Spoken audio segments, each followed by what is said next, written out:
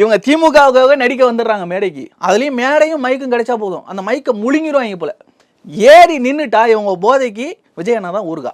அவரை தொடாமல் இறங்கவே மாட்டாங்க யாரும் மேடையிலேருந்து. லியோனின்னு ஒருத்தர் பேசிகிட்டு இருக்காரு இப்போ. எப்பா சாமி, வாயை திறந்தாலே ஆபாசம் தான். கதறாரு, நீங்கள் பாராட்டுங்க, உங்களுக்கு நான் வாழ்த்து சொல்கிறேன், எல்லாம் ஓகே, நானும் ஒரு ஆசிரியர் தான் சொல்லிட்டு அடுத்து ஒரு உதாரணம் சொன்னார் பாருங்க.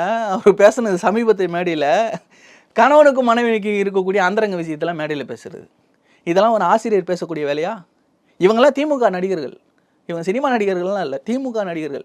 நடிகர் பின்னாடி போவாத, நேற்று வரைக்கும் கூத்தாடிட்டு இன்றைக்கி ஒருத்தர் அரசியலுக்கு வந்து அவர்கிட்ட ஆட்சியை கொடுத்துருமா அப்படின்னா, இங்கே ஆட்சிக்கு வந்து எம்எல்ஏ ஆகி அமைச்சராக வரைக்கும் ஒருத்தர் நடிகராக கூத்தாடியாகவே இருந்தார், அவர் பின்னாடி போகிறீங்களா? அதெல்லாம் மட்டும் ஏற்றுக்க முடியுதா?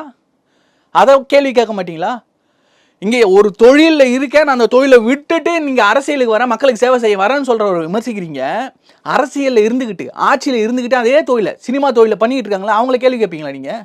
திமுக குடும்பம் எத்தனை சினிமா ப்ரொடக்ஷன் ஹவுஸ் வச்சுருக்காங்க, சன் டிவி யாருது, ரெட் ஜெயண்ட் யாருது, இதெல்லாம் கேள்வி கேட்க மாட்டீங்க. ஆனால் நான் இருக்க ப்ரொஃபஷனலை விட்டுட்டு நம்ம ஒட்டுமொத்தமாக அரசியல் வரேன், 2 படங்களை நான் பயணிக்க மாட்டேன், ஒரே இலக்கு தான், ஒரே பயணம் தான், அரசியல் தான் என்னுடைய பயணம் சொல்லி வராருல, அவரை விமர்சிக்கிறதுக்கு உங்களுக்குலாம் என்ன ஒரு தார்மீகம் இருக்குது?